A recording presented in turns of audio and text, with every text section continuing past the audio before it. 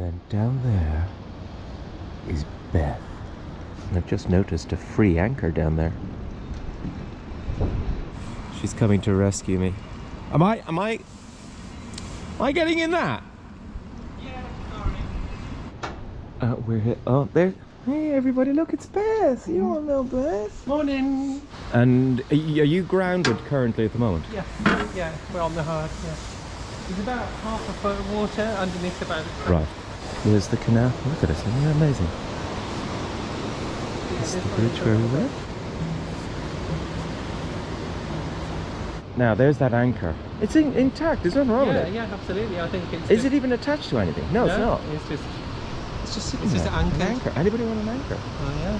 Oh, I'm scared. Oh, look at the duck. Right. Okay. Hello. Hello. Good morning. Hope of Velvaart. Hope? Hope of OP of Off, yes. Velvaart. Welvaart. Oh. So hope of prosperity. Oh, very But nice. she was also when she was born. Yeah. She was first called Luctor et Emergo, which is Latin. Yes. It means struggle then emerge, I think. So it's it's also the motto of Zetland, I think. Look at the rivets on this. Absolutely beautiful. Replated up to here, you see the well Yes. here. But this is all original because you can see all of Yes, the and the old marks. Look at all the marks going on the side. Hugezand. Hugezand. So it starts with a Hugezand. I've forgotten what the number is, but Yeah, it's very hard to read, isn't it, at the moment? Yeah, but look at the I'm numbers. taking it down. Yeah. That's what are those numbers called again? This is the tonnage. Yeah, so it's Tonnage. 62 ton. 62. Yeah, so 62 tons full. it's got a line up to here. So this is probably right. Max. We've earned our money this week, but you know, It's amazing. you can see all That's these. all original. Yeah. Then there's another number on the other side nearby, which is when she was called Emmanuel. Yes. And then later on, I think 30s or something, she was called Hope of Velvaart. Right, we need to go out a little bit here. Yes. Go around this. Oh, because we have an object. Like an old Again. Saxon door. Yes, absolutely.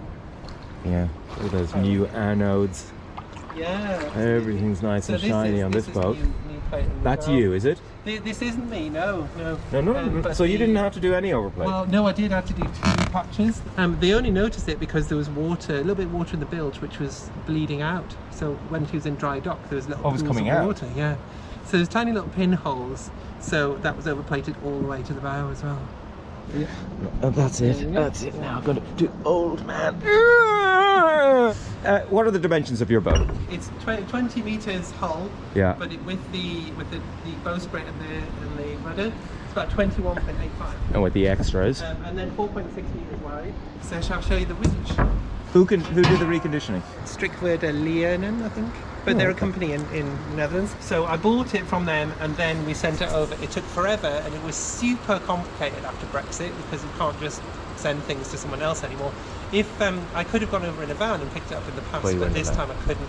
So we needed to come over with lots of paperwork and lots of extra bills and pay a lot extra for it. But it's worth it. So Right. Yeah. What choice have you got? exactly. Yeah. Yeah. So you So remove that's the and then you just guide. move that, and you've now And then got. that's engaged with that. You've got it set up for the anchor chain now, just in case we need to drop the anchor. But it's also going to have the cable on here to lift For the mast. Yeah. And they've put all of these fittings on now. Yes, and- I have that fitting. So that fitting there, my brake. Yeah. The bit that is rotten completely, Right. and it's just a little bit of box steel. Yeah. So that's nice to see. Yeah. Because And they've also put these pins on. Who this did side. that? This is the yard. Yard isn't it? here did MSO, that. Yeah. So they put all these. So that's built these. very good. Yeah. Okay. Yeah. That's nice. Yeah, that's your dog, isn't it? Is that what they call him? Yeah, Dog clip? Paul, yeah. What do you call it? Paul. It's a ratchet Paul. and Paul, P-A-W-L. Ratchet and Paul, Paul. yeah. Oh, that's new. This is new. They made. Oh, so they made that, this. and that's lovely. This was just a quick, kind of extra job. So we're here in the dock, and Jago's here with me. This used to be Jago's boat. When did you get rid of the boat? 30 years ago. 30 years ago. And this was a fire tug? Is that what you're saying? Duty tug at Tower Bridge during the war. Duty tug at Tower Bridge during World So War you've II. been stationed there either pushing boats around or fighting fires as necessary, I believe. And it says here on the side, 1890s-ish, because somebody's written that, but you know it's actually... It was 1893, I believe. 1893. And it's just sitting here. Used to be a steamboat, so bridge is the front section, yeah? Yep. Then the next section is where the boiler was. Yep. And then the back end is the engine. Yeah. And the funnel would have come directly out of the boiler. Yeah, the funnel would have been directly Over the boiler, there. And all gone. You had it when it had a diesel engine. Yeah.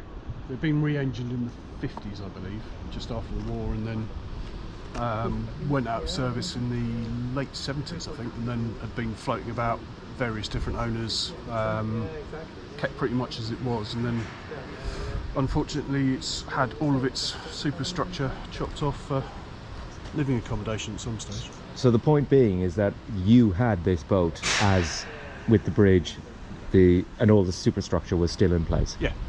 And in the last 30 years it is now reduced down to this. So if there's a millionaire out there that wants to take on a historic boat, and you have £1 million, you'd need more than £1 million, really. More than £1 million. And you want to rescue an historic London piece of maritime heritage, come down to MSO and buy the boat. We're now about to have a look at Beth's engine. It's a 575 and it's, well, it looks exactly like a 475, but it's gold. Gold. Oh, this is the heating system. Oh, hello. Look at that. And the calorifier on the side. Don't forget to subscribe to Beth's channel, because in not last week's but the weeks before, she came down and they didn't have an engine. You didn't have an engine. Yeah, the engine overheated, so we actually Yes. had to it stopped, so we had to shut the engine off in free float. And then when we were kind of coming towards an island, we had to start the engine and kick back into the river. And it was, So the temperature going up, you stop, the temperature comes down, you start again, and you keep in that. So you've gone through it. Jago has had a look. You've gone through everything. So this time it should be fine. The water is come up now. The boat is floating. The anchor is underwater now. Oh, hello. There we go.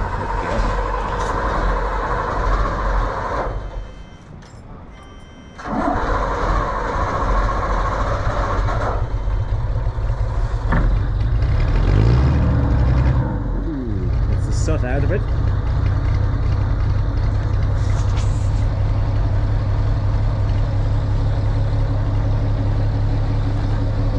I love the smell of DAF in the morning. It's like every DAF I've ever seen start up. It's very smoky, that was quite smoky, but it's very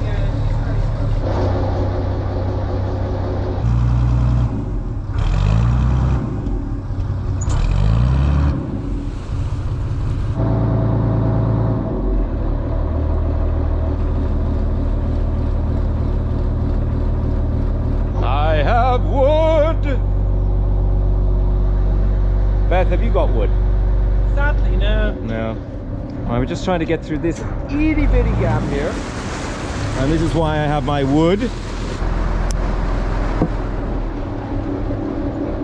Look at the size of those portholes. Maybe this side again. This side. Here we go, a little bit. Yes. Jay goes down there, making sure the front is lined up. Jay goes old boat.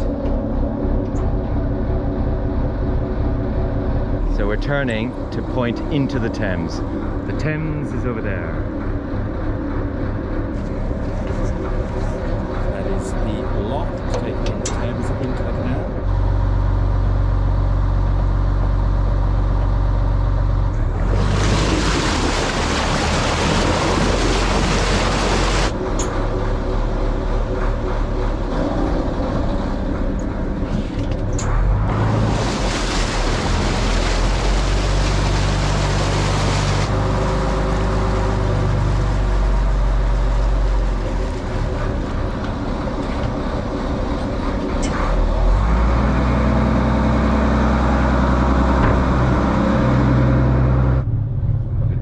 bouncing.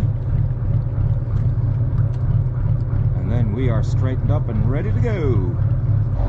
Come on, Sydney, get out of the way.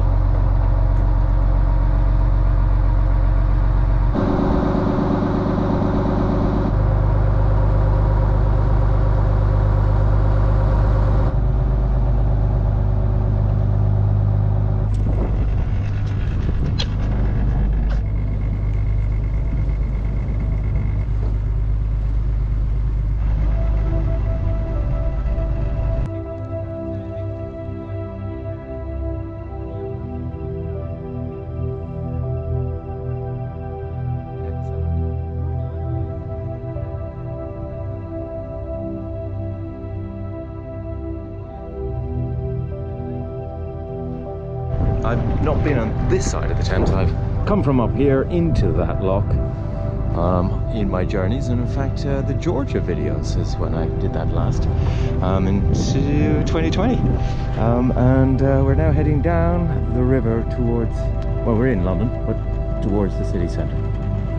And you can see the channel markers and already an island. Ooh, very nice.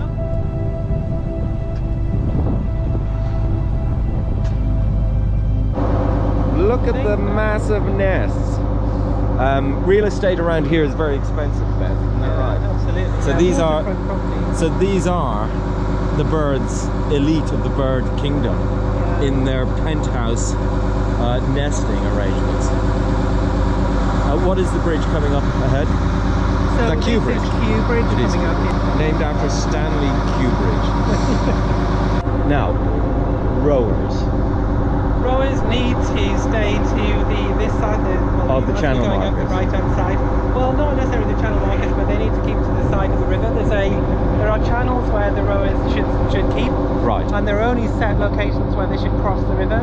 Yeah. But, you know, in practice, you've just got to kind of Just keep watch an eye out. You're not going to run them over. Sometimes they don't understand. There are different signals that you would give to say that you are turning. So Yeah. you need to stay on the right hand side of the river. Yeah. So sometimes where you need to go across, like we're going to when we approach the wall. Yes. So you can signal, but rowers don't understand what the signals are anyway. So And why would they? Oh, and Jacob's just pointed. Point! And what is he pointing at? A heron up in the heronry. Isn't that amazing? The tide is coming up the river, and we're going down the river.